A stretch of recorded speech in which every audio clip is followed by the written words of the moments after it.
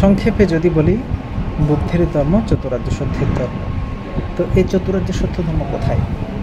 এই চতুরার্য সত্য বই পুস্তকে নয়, কোনো একজন ব্যক্তির কাছেও নয়, এমনকি বুদ্ধের কাছেও নয়। বুদ্ধ একজন ব্যক্তি, বই পুস্তক, এগুলো আমাদেরকে শিক্ষার ক্ষেত্রে সহায়তা প্রদান করে এবং পথ প্রদর্শক হিসেবে কাজ করে, কিন্তু প্রকৃতপক্ষে আমাদেরকে চতুরার্য সত্য বুঝতে হবে। তাহলে চতুরার্য সত্য কোথায়? আমাদের এই 3.5 হাত শরীরে, মাথার তালু থেকে পায়ের তলা পর্যন্ত প্রতিটি মুহূর্তে যে ঘটনাগুলো ঘটছে এগুলোই সত্য। এই সত্য ঘটনাকে জানা, বোঝা এবং কেন এই সত্য ঘটনাগুলো উদয় হয় এবং বিলয় হয় এর কারণ উদ্ঘাটন করা, এবং উদ্ঘাটন করতে পারলেই আমরা সত্যকে অনুধাবন করতে পারবো। এটাই চতুরার্য সত্য।